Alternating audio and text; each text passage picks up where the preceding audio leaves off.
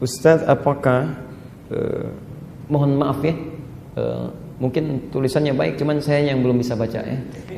Tulisannya bagus, cuma saya yang belum bisa baca. Mohon izin, mohon maaf. Baik. Dari sebentar.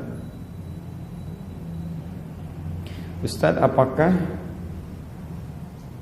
bila kita telah merasa betul kebesaran Allah pada diri kita, baik, apakah itu pertanda maksudnya sudah merupakan petunjuk bahwa kita telah mendapat petunjuk dan mulai dekat dengan Allah? Baik. Kalau Anda sudah merasakan kedekatan dengan Allah, menjadikan Allah lebih penting dibandingkan kita, menjadikan Rasul lebih penting dibandingkan kita, itu artinya halawatul iman, kenikmatan iman. Artinya memang sudah dekat. Sudah dekat. Anda lebih nikmat. Cirinya begini. Biasanya kalau orang sudah dekat dengan Allah, maaf, jangankan yang wajib, yang sunnah gak mau ketinggalan. Ada orang ketinggalan salat fardu biasa aja hatinya, tapi ada orang tertinggal salat sunnah satu saja tahajud dia bisa menangis. Ketinggalan saya, Allah, salah saya, masih bilang salah. Ya Allah, itu luar biasa. Nah, predikat itu yang disebut dengan al-mu'minun. Al-mu'minun, orang yang sudah dekat dengan Allah, hidupnya bahagia aja, tenang ya. Dikasih musibah malah bersyukur ya. Ada orang, Bu, diberi musibah malah gembira. Malah gembira. Ibu pengen punya musibah atau enggak? Tapi kita tidak bisa menghindar. Ada orang diberi musibah malah gembira. Wa basyiris sabirin, berikan kadar gembira pada orang-orang yang sabar. Ada orang mendapat musibah malah gembira. Alhamdulillah, Allah percayakan musibah kepada saya, dengan itu saya diuji dapat pahala, daripada nggak dapat musibah sama sekali. Senang tuh, masya Allah ya. Ada 3 tingkatan iman nanti di Quran ya. Kalau iman standar yang biasa-biasa namanya amanu. Kalau meningkat, lebih rajin, lebih dekat, lebih senang tuh yu'minun namanya, yu'minun. Tapi yang terakhir, ini yang tadi saya sebutkan, hatinya tenang, gembira, rajin ibadahnya, itu mu'minun namanya, al-mu'minun. Bahkan diberikan apresiasi oleh Allah, diturunkan satu surah sekaligus, surah ke-23. Qad aflahal mu'minun. Derajat al-mu'minun, pemilik iman tingkat tinggi, itu memberikan kebahagiaan pada dirinya. Enak, dekat dengan Allah. Siapa mereka? Alladzina hum fi sholatihim khashi'un. Salatnya mulai khusyuk. Zakatnya bahkan tidak pernah tertinggal. Bahkan yang hebat, saking dekatnya dengan Allah, malu berkata-kata yang tidak bagus. Walladzina hum 'anil lagwi mu'ridun. Masyaallah. Dia jaga lisannya. Kalau kalimat tidak diridhai Allah, dia enggak akan ucapkan. Memandang sesuatu kalau Allah enggak suka, dia akan palingkan. Masyaallah. Itu sudah dekat tandanya. Nah, kalau Anda sudah didekatkan oleh Allah, Anda jangan jauhkan lagi. Ini kadang-kadang suka aneh. Allahnya sudah tingkatkan, dekatkan, malah manusianya menjauh. Malam tadi tahajud, besok malamnya malah enggak. Allah sudah angkat, maka pertahankan. Zuhur Anda salat di masjid, asarnya malah enggak. Besar mana pahalanya salat di masjid dengan di luar masjid? Di masjid, masya Allah. Berapa pahalanya? Belum tentu. Belum tentu, masya Allah. Datangnya aja masjid itu, masjidnya saja, tempatnya itu 25 kali lebih baik dari tempat biasa. Di hadis Muslim disebutkan jarak 1 ke 2 500 tahun, 2 ke 3 500 tahun, 3 ke 4 500 tahun. Baru masjidnya, belum sholatnya.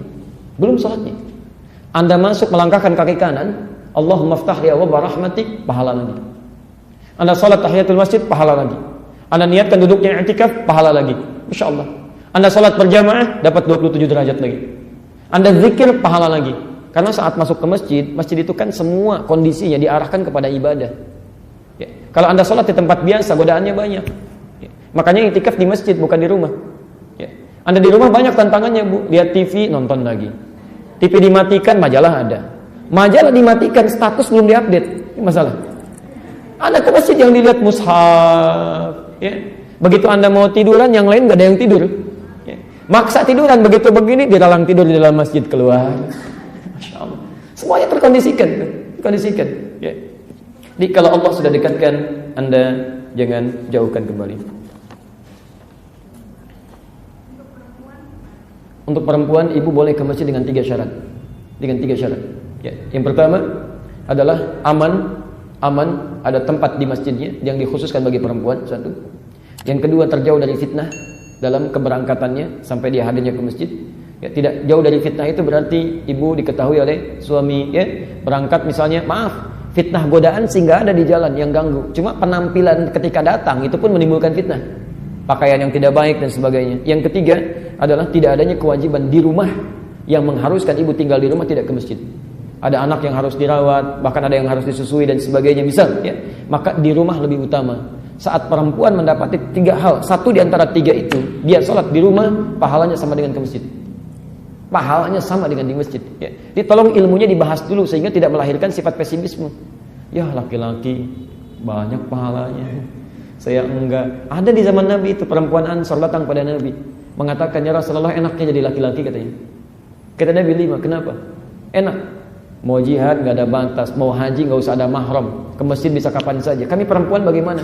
Kata Nabi, tidak ada pertanyaan terbaik dari kalian saat ini kecuali dari perempuan ini. Pertanyaan terbaik, Masya Allah. Apa kata Nabi? Sampaikan pada teman-temanmu itu. Sampaikan pada teman-temanmu. Rupanya orang ini rapat dulu dengan teman-temannya. Jadi juru bicara datang pada Nabi, sampaikan ini katanya. Nabi tidak diberitahu, tapi dengan sifat kerasulannya diberikan oleh Allah pengetahuan. Sampaikan pada teman-temanmu apa yang dilakukan para suamimu di luar rumah. Sepanjang engkau ridha dengan itu semua, maka engkau dapat pahalanya. Masya Allah. Yang Jumatan siapa? Bapak. Yang menyiapkan pakaiannya? Bapak juga. Ibu yang menyiapkan, ibu yang support, ibu yang titipkan doanya, ibu dapat pahalanya. Pilih mana? Kerja belum tentu dapat gaji, enggak kerja dapat gaji. Anda tidak langsung ke masjid, tidak harus kecewa. Ada tawaran yang lainnya. Ya. Al-Bukhari nomor hadis 2996. Idza maridal 'abdu aw safar kutiba lahu mithla ma kana 'alaihi muqiman sahihan. Jika seorang hamba punya uzur atau bahkan sedang bepergian sehingga tidak bisa menunaikan sesuai dengan kebiasaannya, maka dia mendapatkan pahala yang sama sempurna seperti dia menunaikan dalam keadaan biasanya. Saya berikan pada ibu ya, ini rumus penting khusus bagi ibu, laki-laki nggak punya. Demi Allah saya katakan, cuma ibu yang punya. Kalau ibu tidak manfaatkan, sayang betul. Sayang. Bukankah perempuan, mohon maaf, memiliki masa libur? Ada haidnya.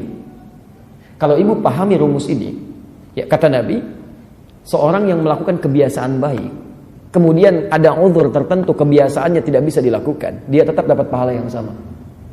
Kenapa ibu saat suci tidak gunakan memperbanyak kebaikan? Baca Quran, biasakan baca Quran, baca Quran, baca Quran. Pahalanya berapa satu hurufnya? Tahu dari mana? Sebelum kasih tahu. Ya, At-Tirmidzi nomor hadis 2910. Man qara'a harfan min kitabillah falahu asyru hasanat. Siapa yang baca satu huruf saja dari Al-Qur'an, Alkitab, dia dapat 10 kebaikan. Ibu bayangkan, ibu saat masa suci biasa baca Quran, baca Quran, baca Quran.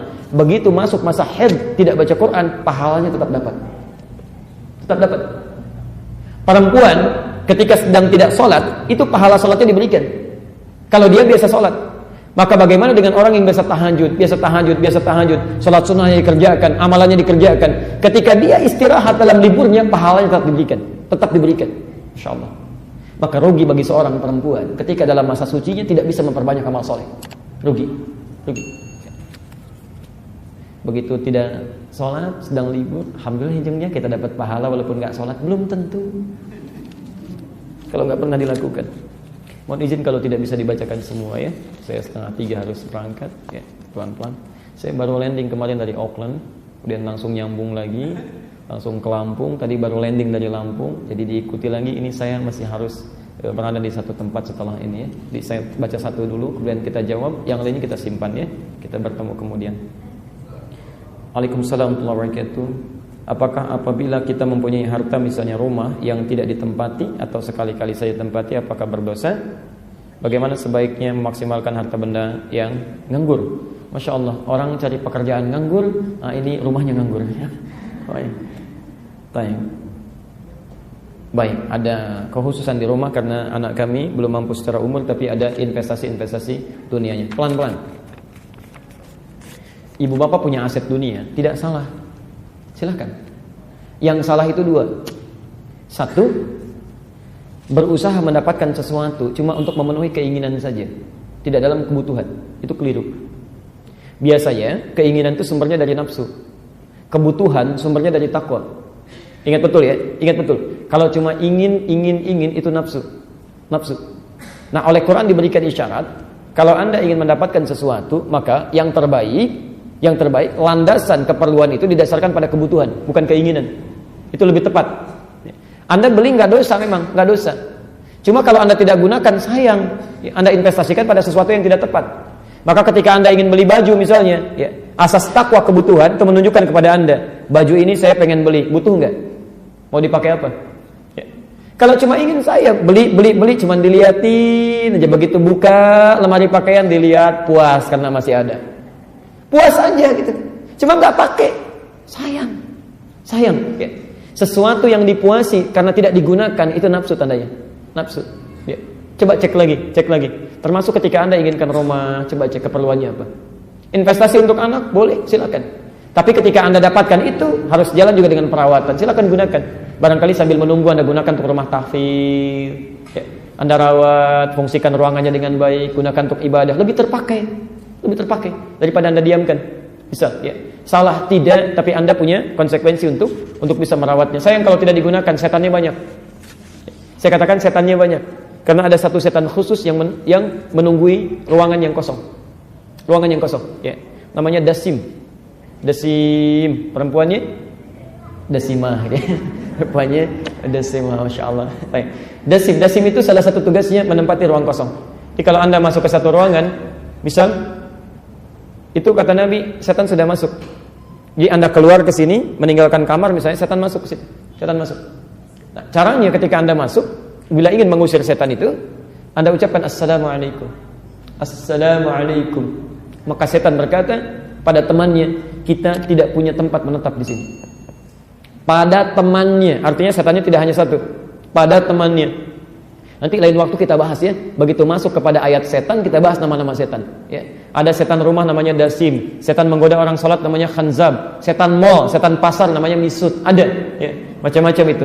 Setan menggoda anak-anak kecil namanya Ummu Sibyan. Itu ada. Ya. Hati-hati. Pelan-pelan. Nah, kalau Anda tidak ucapkan Assalamualaikum, maka setan itu akan berkata kepada kawannya, kita punya tempat menetap di sini.